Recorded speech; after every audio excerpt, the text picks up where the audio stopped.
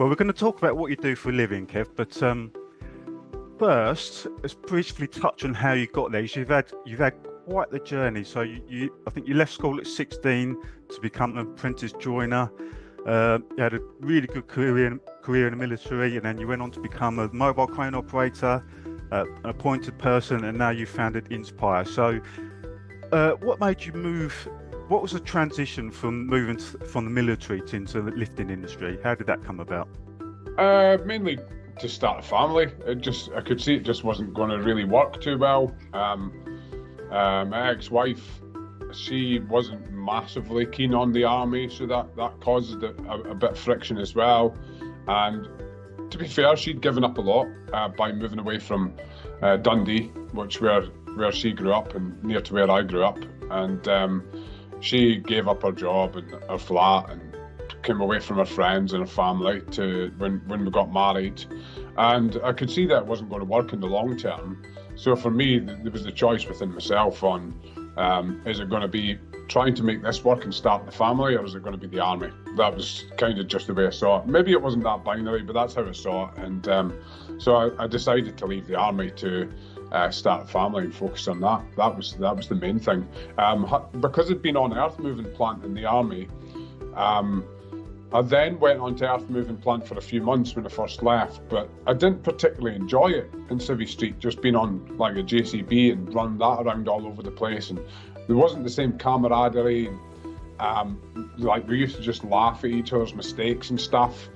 So then I knew a few people on the cranes, and I just gave one of the guys a call. He'd already kind of said he'd offered to help me out when I first left. So this was a few months on, and I just called him up, and his name's Jim as well. I said, Jim, do you know if that job's still open?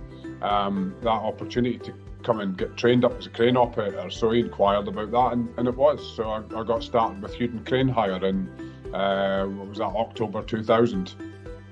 Oh, well, so you've had quite a long career in it then. So you then, as I say, you ventured on to becoming an AP, an appointed person.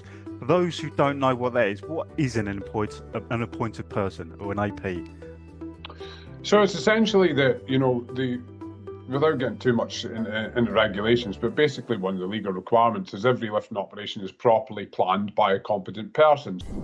Join us for your weekly deep dive into the beating heart of UK construction. From groundbreaking projects to game-changing innovations, the UK Construction Podcast brings you face-to-face with the industry's brightest minds and boldest thinkers. Each episode features candid conversations with construction leaders, architects, engineers, and on-site experts who share their hard-won insights and behind-the-scenes perspectives. We cut through the noise to deliver actionable intelligence on market trends, emerging technologies, and the forces shaping British building.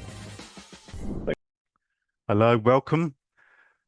I'm here with Kevin Bennison, who founded InspHigher, where he does consultancy and training for the lifting industry. I've had the pleasure of chatting with Kevin before on my own podcast, where we rabbited on about a whole manner of things, probably unrelated to construction, really. I think we almost got to figuring out the meaning of life, but I'm not too sure about that. Kev, thanks very much for giving me your time, mate.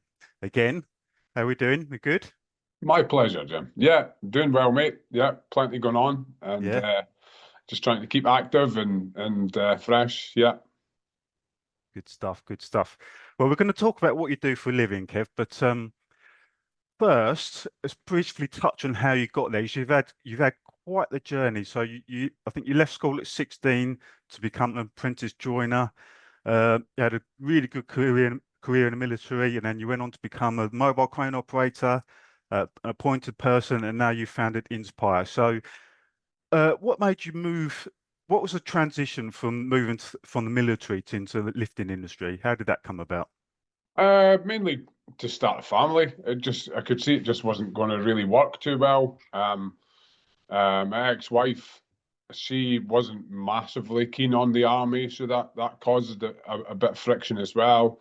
And to be fair, she'd given up a lot by moving away from Dundee, where she grew up and near to where I grew up. And she gave up her job and her flat and came away from her friends and her family to when we got married. And I could see that it wasn't going to work in the long term. So for me, there was the choice within myself on, is it going to be trying to make this work and start the family, or is it going to be the army? That was kind of just the way I saw it. Maybe it wasn't that binary, but that's how I saw it. And so I decided to leave the army to start a family and focus on that. That was the main thing. Because I'd been on earth moving plant in the army, I then went on to earth moving plant for a few months when I first left, but I didn't particularly enjoy it in Civvy Street, just being on like a JCB and run that around all over the place. And there wasn't the same camaraderie. Like we used to just laugh at each other's mistakes and stuff. So then I knew a few people on the cranes, and I just gave one of the guys a call. He kind of said he'd offered to help me out when I first left. So this was a few months on, and I just called him up, and his name's Jim as well. I said, Jim, do you know if that job's still open? That opportunity to come and get trained up as a crane operator. So he inquired about that, and it was. So I got started with Hewden Crane Hire in, what was that, October 2000. Oh well, so you've had quite a long career in it then. So you then, as I say, you ventured on to becoming an AP, an appointed person.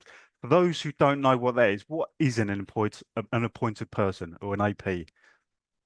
So it's essentially without getting too much into regulations, but basically one of the legal requirements is every lifting operation is properly planned by a competent person. So it's up to the employer to evaluate who is the person who will be competent to plan that particular lifting operation. And then you tend to be appointed to plan that lifting operation or a range of lifting operations. So it's not so much, the term comes from the appointed person, who is the person that's appointed to plan that particular lifting operation, rather than such a thing as an appointed person. Of course, there's a qualification for it, which helps improve your skills towards planning lifting operations, but ultimately it's considering who is the best person to be appointed to plan that particular lifting operation. Yeah, sounds good. Sounds good. So you became one of the leading APs of the industry, and when we spoke recently, you spoke about you're working on changing standards or setting standards in the industry. Can you tell us a bit about that? Yeah, sure. Well, of course, when I first got into training, I got into training in 2010, and one of the things that I really wanted to do was contribute to improving competence in the industry. I wasn't sure I could do that, but I certainly felt that, I was starting to realise that some people were just ticking over, and, I assumed for quite a long time that people knew the same stuff as I did, and we all thought the same way. Of course, there's plenty of people who know far more, they're technically better, but there was a lot of people that struggled with some of the basics as well for various reasons. So then I got to the point after doing some inductions and such like for other operators, it was like, okay, I seem to be okay at passing on information. So then I decided to get into training in 2010. Yeah, sorry, so your specific question was, where was that going, Jimmy? I've just lost my train of thought. So the standards, you're working on setting standards or changing standards. Yeah. Sorry, yeah. So it's always been there to try to improve standards. And then just by kind of keeping at it and, expanding the network, now I contribute to some of the working groups where CITB are looking at the standards for the different courses. There's a lot of different opinions that come into that. So sometimes you just have to accept, okay, my opinion isn't necessarily shared with others. So maybe I'm not going to get all the things that I think are ideal. So just helping to improve standards, but I also feel there's big gaps. I feel that the appointed person course in particular, let's put the other kind of roles to one side for the moment, but the AP, there's not much out there that's helping people actually prepare for doing that course. It's then a very intense course where people are just rammed of information. And then the reality is, some people will say that the AP course is the hardest course you can do in the construction industry. I'm not sure about that, because I've not done loads and loads and loads. NEBOSH is pretty challenging, and I'm sure there are a few others as well. But many people have said that. And it's not because of the level of content, because it's not actually all that difficult. The mathematics aren't all that difficult. The problem is you're getting it all rammed in within such such a short space of time. So when there isn't much help and you prepare for that, then you're getting rammed full of this information. There's only so much you're going to take from that. And actually, it does fall short of the information that's required for if you want to plan complex lifting operations, for example. So then there's not much else for qualified appointed persons beyond that. So that's where my interest really lies. It's helping to change things so that I get a much more supported and well-rounded appointed person. That preparation, the learning process, and then things that are following on from that to help continue to develop that knowledge. So what can they do about that then specifically? I mean, first of all, how you say it's a fairly short course. How long is the course? The course is 5 days, including test at the moment. Yeah, that is short, isn't it? I mean, yeah, that's a tail crane course is about 5 days as well. You know. Yeah, well, again, that's another subject. I don't know about tower crane. I'm pretty confident that tower crane courses used to be 10 days going back in the day. Now, mobile crane courses certainly were. And this is a worrying thing as well, Jim, because I've noticed, like, even just the other day, there was a post come up from a training provider, and like mobile crane courses, 5 days. It's like there isn't, okay, maybe you could say there's a bit less to learn in some cases because some of the systems on the cranes are a bit more automated these days. However, you're still physically, the main thing is you're having to push those levers to control the crane effectively. And there's lots, as you know, that you need to understand around that as well. So the trend, the worrying trend for me, Jim, is there actually been less emphasis getting put on quality training over the past few years. That's been reducing, I would say, over the past couple of decades. And rather than improving it. You know, and I could certainly go into a couple of analogies from military days that demonstrates that it's not about, oh, just tell people something once and that works out. It's not like that. So I think we really need to start reversing this trend of the training being more of a tick box exercise, which unfortunately people on the ground lose respect for it as well and just feel, you know, you hear it, oh, training's all about money. Well, training's not all about money if it's done well, if it's effective. Training is about making people better at what they do, you know? So I think that it's really important to start turning that around as well. Yeah, so are you getting backing from CITB and such like about that? Well, CITB can only do so much. CITB are very busy, and essentially they just set the standards. Now, they're also in some ways a bit like committee leaders, if you like. That's certainly how often it is when we have the working groups. They go, okay, they'll kind of let us know what the framework needs to be. But they'll say, look, you're the industry experts.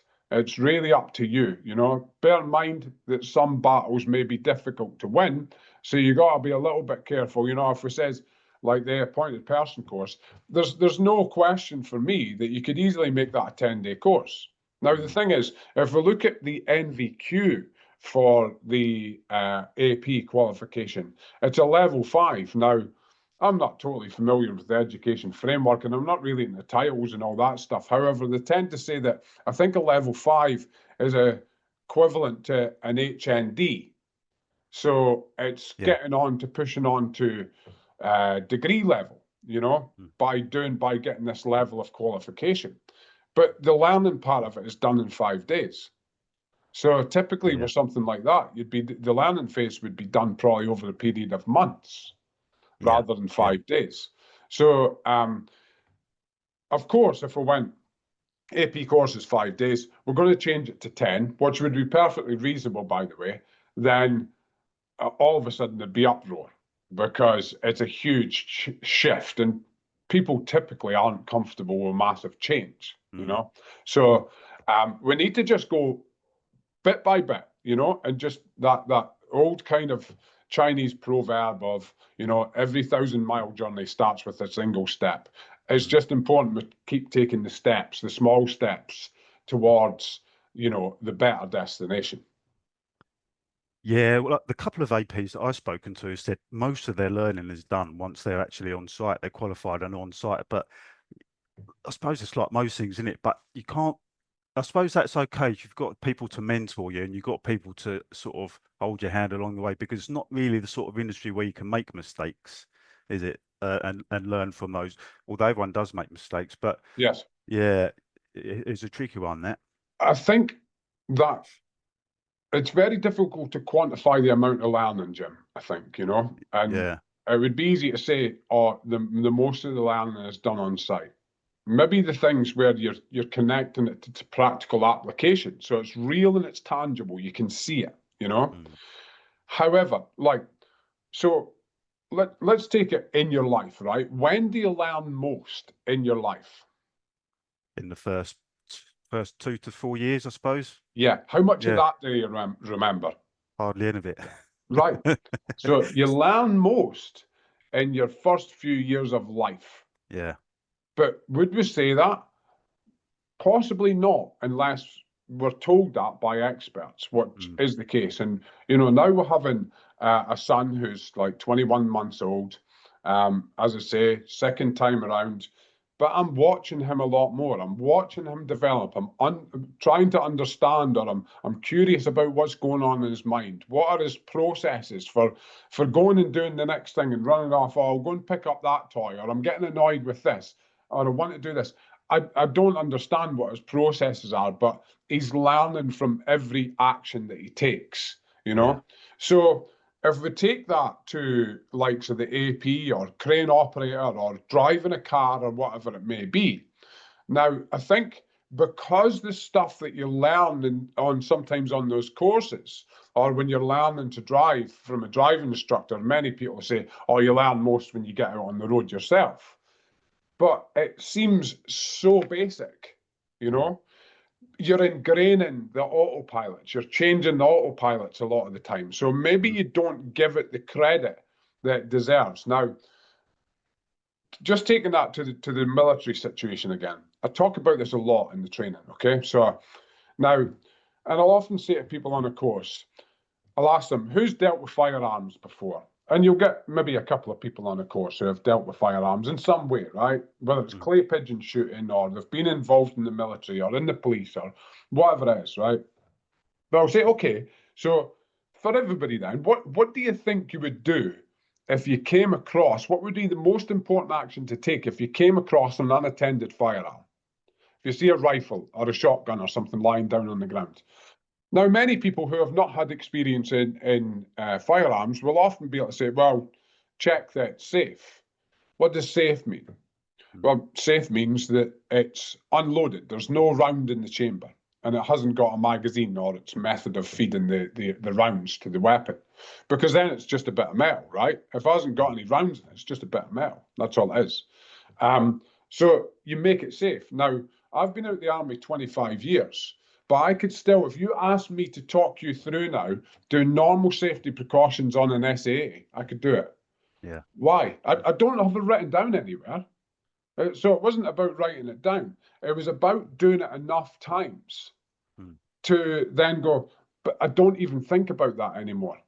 That's training. And Yeah. there are other examples of that in the military as well. If you get told something once and then you have to come back to it 9, 10 months later, like you're unlikely to be able to do it because you haven't Yeah. done it enough. So this is getting back to like we need to focus on the repetition of things, and sometimes maybe people won't give the like people are eager to get on with stuff. It's like when you think about starting anything, you probably think about the point where you want to be a couple of years down the line. I want to start driving. You probably, when you're a kid, you're thinking, yeah, I want to be in the car with my mates blasting out music, doing wheel spins from junctions and all that sort of stuff. Like, you can't get there until you do the basics. But people maybe just don't give credit to the basics as much as what's deserved because there is so much learning goes on in that if it's done well. Yeah. Yes. I tried that last point. I think we're nowadays, we're in a culture where everyone wants everything now. Yeah. Everyone wants the shortcut, the short way, and that's not the right way to do it, especially in this industry. Yeah, No. definitely. Okay, what about so let's talk a little bit about InspHigher. So you do consultancy. What does your consultancy involve? What do companies need consultancy for? I don't do a lot of what you would typically call consultancy, actually. It's there as an option. Right. However, I tend to help companies with training that's actually going to be most useful for them.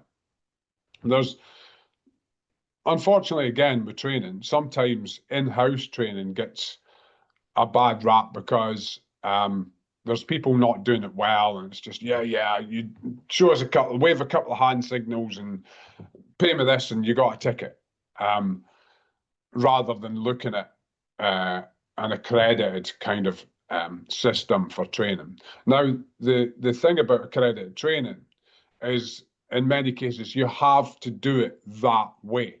Now, that way isn't always necessarily the most helpful or useful thing for every organization and every application.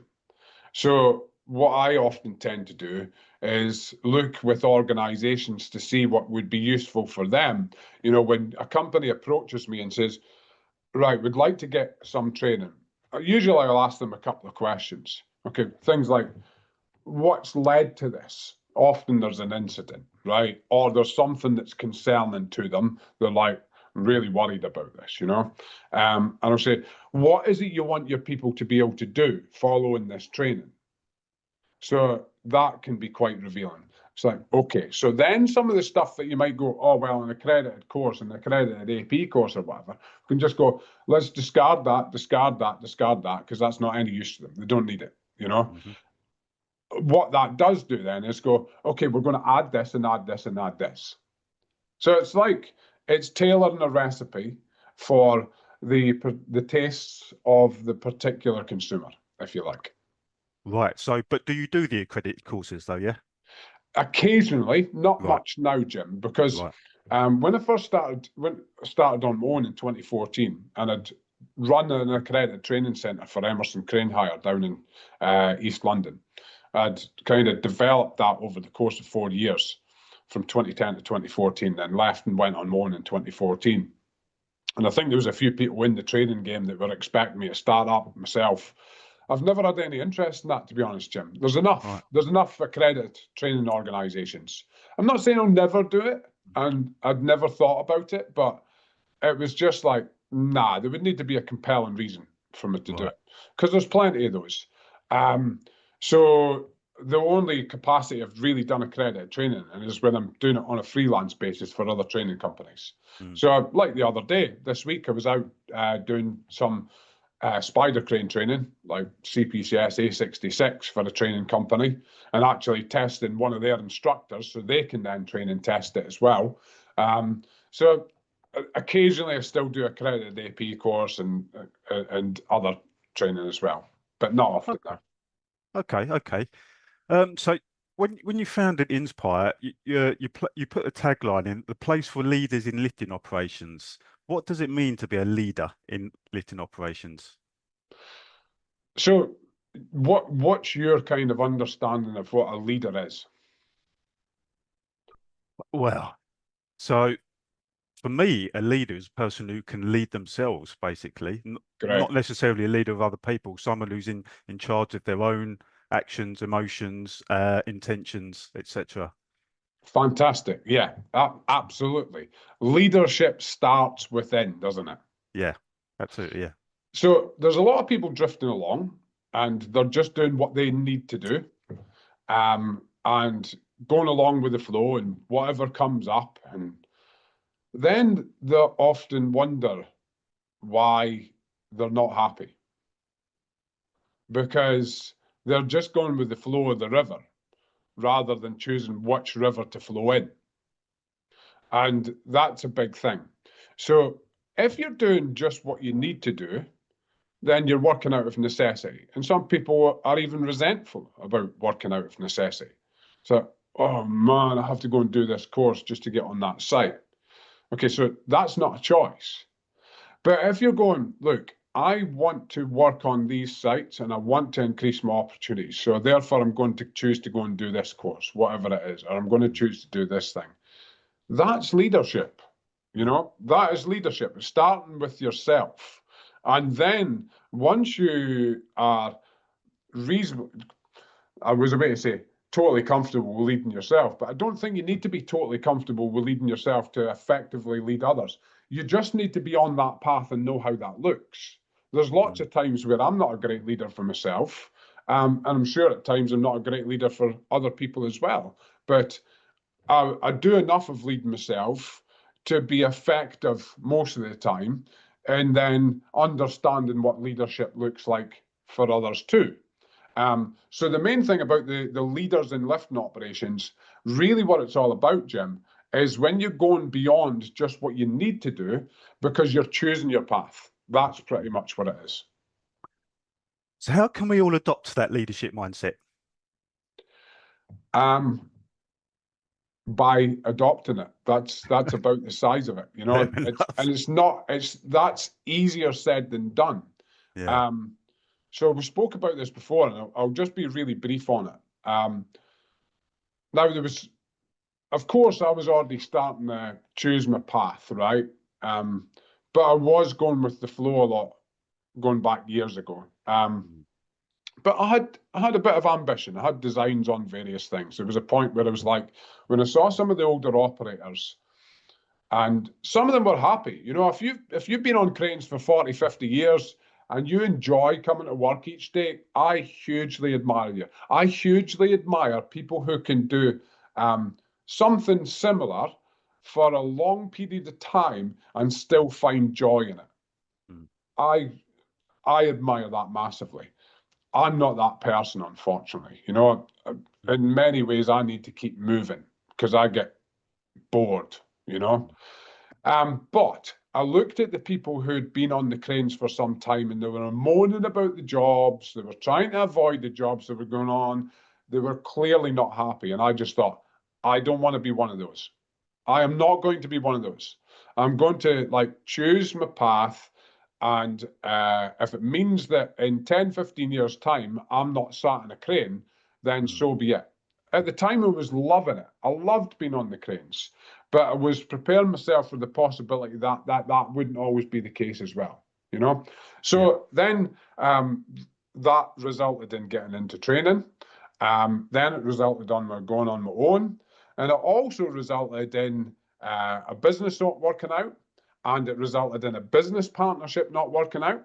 And it resulted in me being one step away from being homeless. I had to go and live with a mate and pay him rent. He says, look, just take the room. Don't need to pay anything for a while. I mean, I was broke. I was out of work, couldn't pay my rent, right? At that point, Jim, that was a real turning point. I think I was in a point where a lot of people are afraid to face that. Yeah. No money. You know, like a lot of my hard working identity was, I had to allow that to be stripped away, you know, and go, right, I'm not going back. It was an option to go back and work ridiculous hours a week or sit with it and choose my own path. That was the most defining moment in me choosing my own path. So unfortunately, there's likely to be hardships in it. But it's better to accept that and anticipate that and choose your own way, and you minimize the hardships, perhaps, because what is harder than getting up every day to go and do something you hate? Yeah, that's deep. It's about just making a choice, and for that, you got to think about, how would I like it to look like? It's not necessarily going to be that way, but at least, again, the 1,000-mile journey, just start with a simple step. And if you're choosing that step, you're on that path. Now a quick word from our sponsor, WebMotion Media. Are you ready to transform your online presence? At WebMotion Media, we're not just another digital agency, we're your partner in digital success. Our expert team delivers results-driven SEO that puts you at the top of search rankings, stunning web designs that convert visitors into customers, and data-backed PPC campaigns that maximize your ROI. Plus, our conversion rate optimization ensures every visitor counts. Don't just take our word for it. Our clients see an average of 40% increase in online revenue within the first 6 months.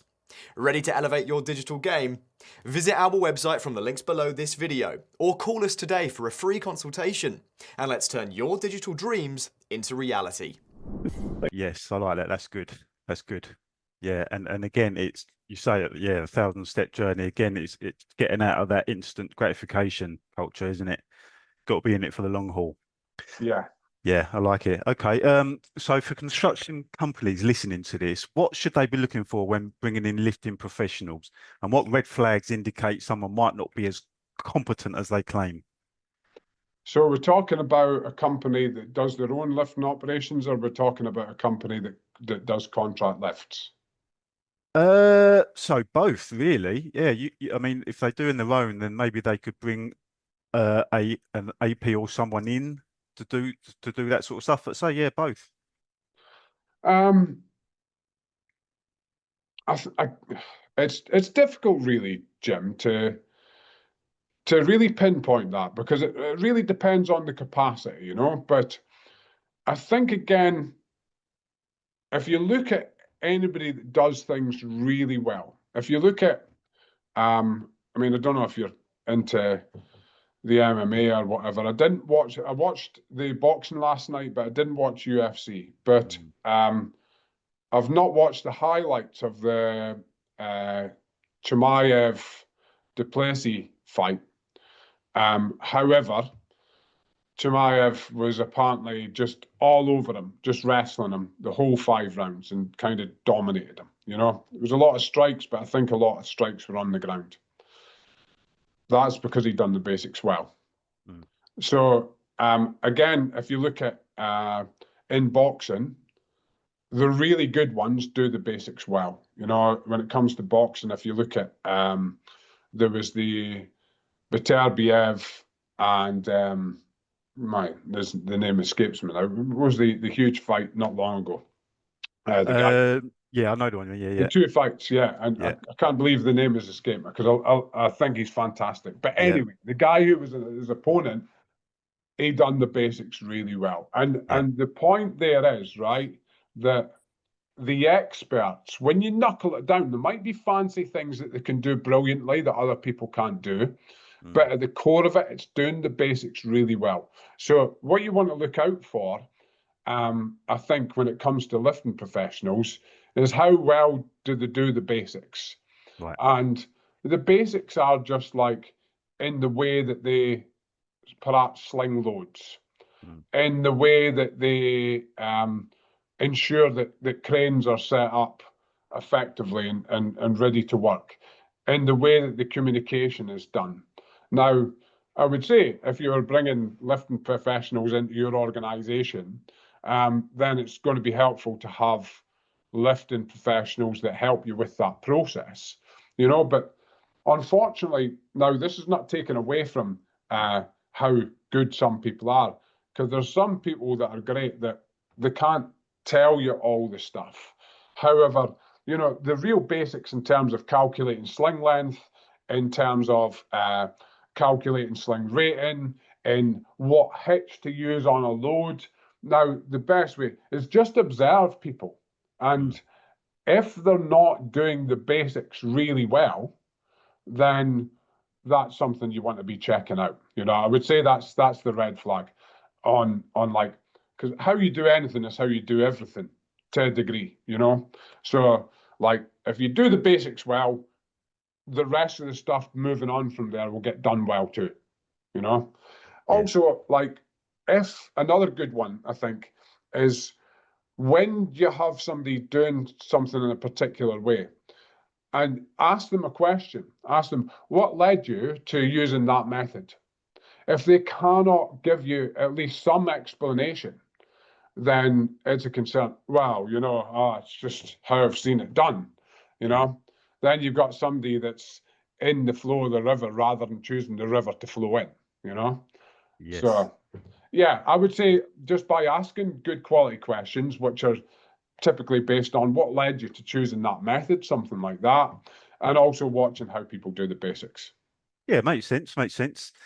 Um, Yeah, so what have I got here? What are some common mistakes you see? Yeah, so that would probably be part of it. What are some of the common mistakes you see in lifting operations, and how can they be prevented? How can they be prevented through better training and awareness? Um, a, a lot of common mistakes I would say are around slinging, Yeah, and perhaps just not selecting the best method that could be used at the time. right. Just stuff like even when you got scaffold tubes and people just single wrapping scaffold tubes, Mm, which most days it's not going to give you any problem. mm, You know, you might have been doing that for years. Oh, I've never bothered double wrapping them. That's all right until one end catches on something, and now you have the whole lot coming out the sky. You yeah, know, yeah. so I think that it was interesting when it was auditing, doing site audits, tower crane audits, and lift and operations site audits for a principal contractor going back some years ago. I used to just do a couple of audits in a day, you know, just for about 3, 4 days a month.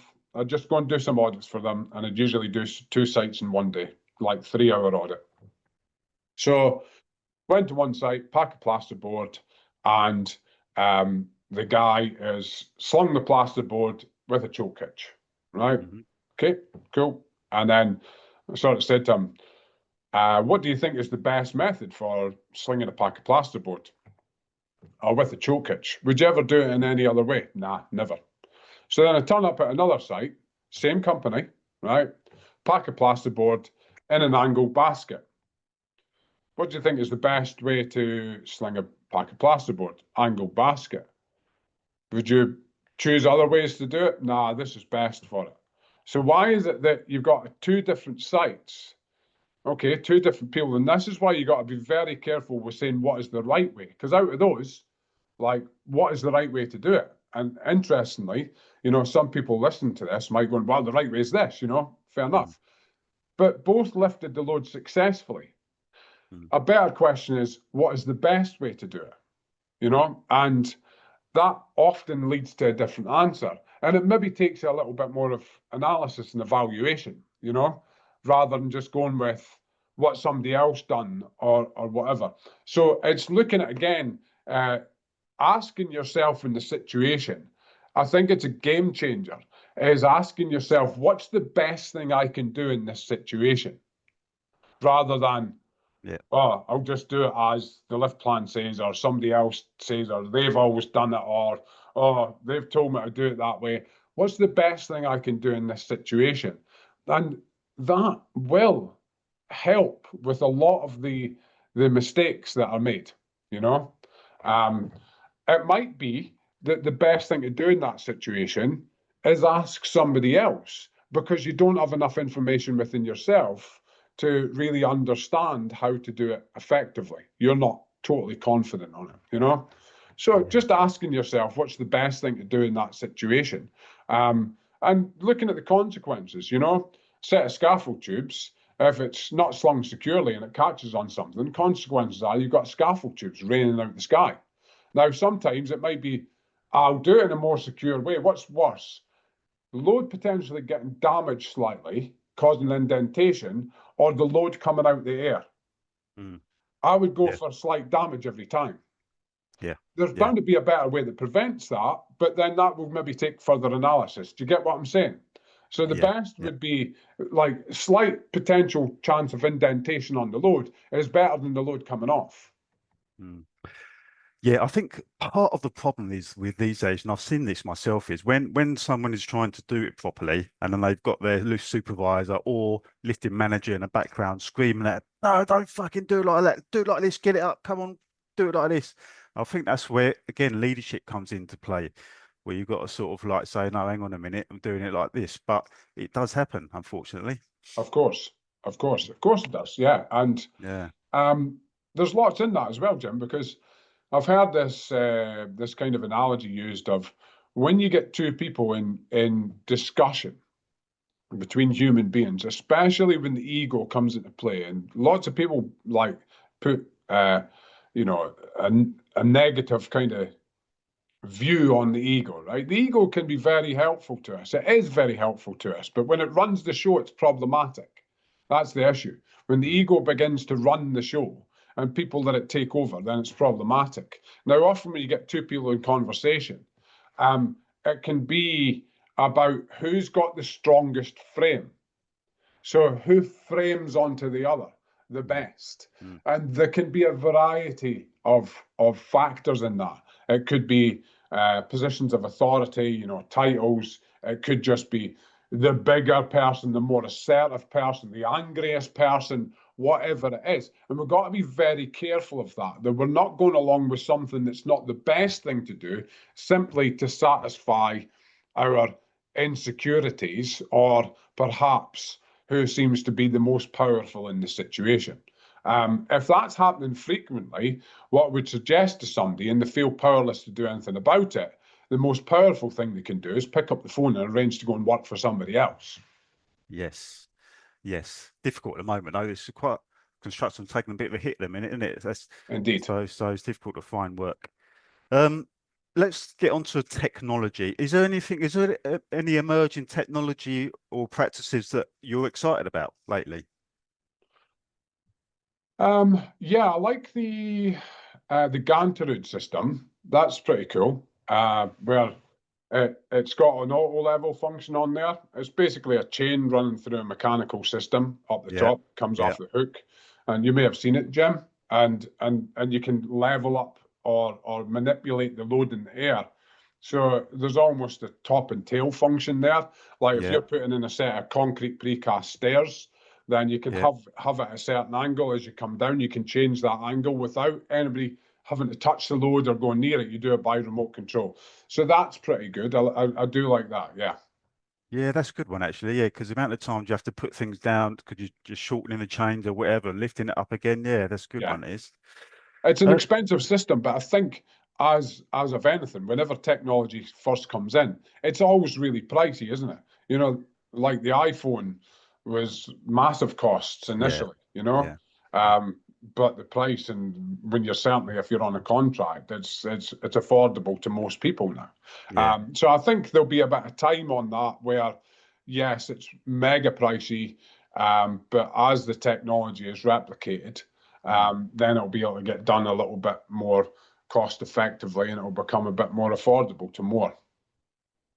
Yeah, and hopefully it'll pay for itself anyway at some point. Yeah. So we're on to the last question now. So you've probably answered this partly, but what advice would you give to someone starting out in the lifting industry?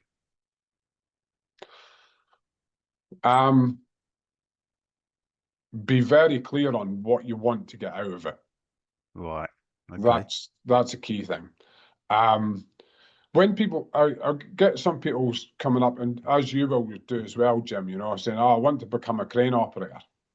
Now, you're a tower crane operator, and I was a mobile crane operator, right?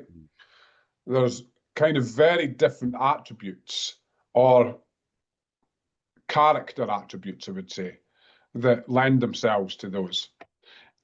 So I'll say to people, do you enjoy stability? Do you enjoy routine? Do you enjoy familiarity? Or do you prefer a bit of variety? Does it matter too much, if your working patterns are erratic, or do you need to have a bit of kind of understanding of when you're going to start and finish? Straight away, you can see where I'm getting at there. If people are like, yeah, I like routine, and, I like to know where I am, like, tower crane. That's a big, because if you get in the wrong one of those, right, if you get your kind of variety-driven person and they go on towers, they're probably going to become a liability, because they're going to get fed up. They're going to be easily distracted, potentially. They're going to get irritated by doing the same thing over and over. Whereas mobiles, and you like somebody that likes routine and familiarity, they're going to be, oh, flipping heck. I wish I knew where it was going each day. Oh, I don't know what time we're going to get finished tomorrow. This is doing my head in, that sort of stuff. So you know what you want to get out of it is an important thing. Is it you want better money? Well, both can do that. How do you want your life to look like with it?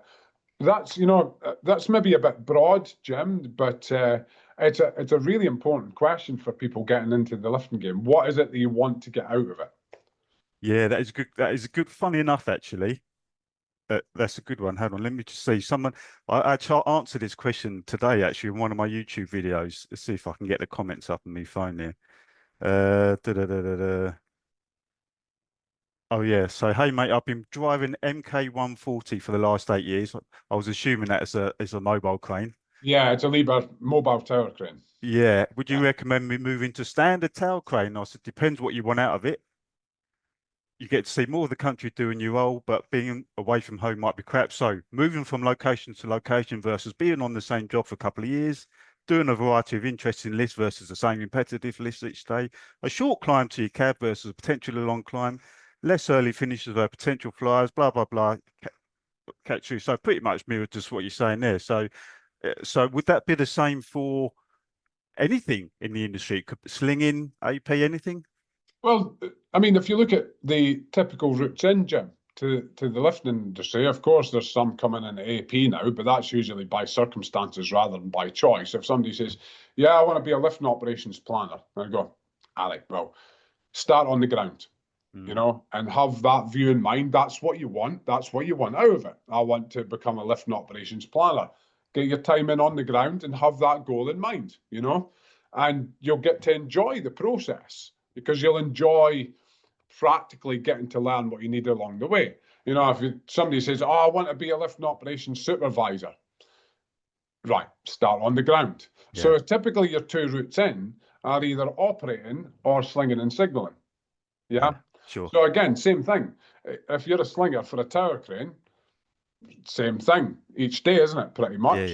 There's a variety, but it's limited. You know where you're going, unless you're working for agency where you get chopped around a bit. So that brings another sort of hybrid option to it. But working with tower cranes or working with mobiles. And there's a variety of that. There's crawlers, which is a bit similar to tower cranes, really, but somewhere in between, So, yeah, I would say it's always a helpful question to ask people, what is it that you want to get out of it? And then go from there. Yes, good answer. Good point. So before we finish up, is there anything else you'd like to talk about or bring up? There's always plenty to talk about, for sure. I think that I'm very much on the path now, Jim. I think maybe said this before. I'm 48 now, which isn't particularly old. It's not young either. I think you're a few years behind me? 45, yeah. 45, yeah. Yeah. So you're getting to that point where it's like, I've got ages left if I use it well. It's like got probably 2 decades of working career left, quite possibly. That's a long time, but that's a really short time if you just don't use it effectively. It's going to disappear. And I don't want those 2 decades to go and I'm like, what did I do in that time? So what I'm trying to do, and I'm kind of aware that the clock is now ticking, is change how training is done. And I've slowly been trying to build a bit of influence on that with the likes of, being involved with the Lead AP group and on some of these working groups and building a following and, just building network and such like and listening, hearing what people are saying. But there are changes that I would like to make in that the foundation training is far more effective. We remove the amount of documentation that's involved because let's not forget the national debt in this country is utterly horrendous and it keeps getting worse. If we keep doing the same things, we're going to get the same results. As we know, the Einstein said the definition of insanity is doing the same things over and over and expecting different results. So if we keep doing the same stuff, we're going to get the same results, right? Things are going to get worse. So I would like to see and bring in more of a military way of training, or just with that idea in mind, that when you go on site, and let's say you've got a few telehandler operators, right? And you could ask any one of them telehandler operators, okay, so before you do a lift, what are the key things that you're considering? Ideally, if they've all been well trained, they'll give you, in maybe different wording, pretty much the same sort of answers. check the ground along the route, I check the load to see if it's going to be stable on the fork, see if it's in capacity of the equipment, see where I've got to reach to and if the telehandler does it, see whether I need stabilizers or if I'm doing it on wheels, see whether somebody's going to need to bank me because it goes out of view, right? You want it to be that they're just able to come out with those things. You don't need to put it on paper, right? Because like they know it. So we don't need to waste time. We're going, oh yeah, well, we better like come up with a plan and then get that approved by these people and slow the whole process down. Why? Because we train our people really well and they know how to do the basics. So that would be one fundamental shift.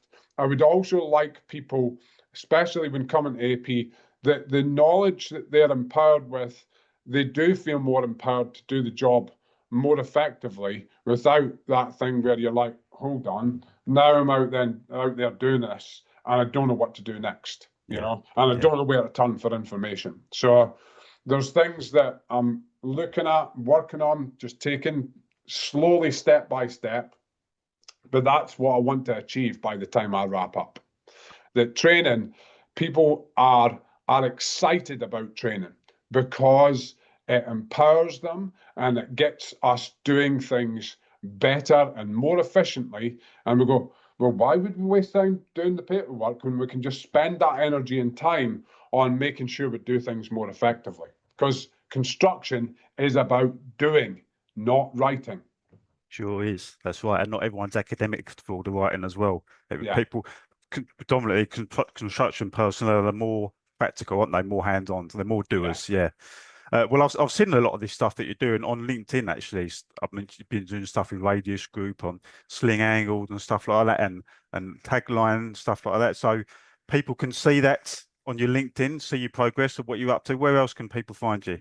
On the InspHigher YouTube channel. So that's like INSP is, of course, the first part of the normal word inspire, then higher, HIGHER, so InspHigher. And there's a YouTube channel with that name. There's some tutorials on there. There's some information videos, which some of them are really good for putting on and basing a toolbox talk on it as well. Sure. And I do some work with the Lead AP group as well, the industry lifting Lead AP group.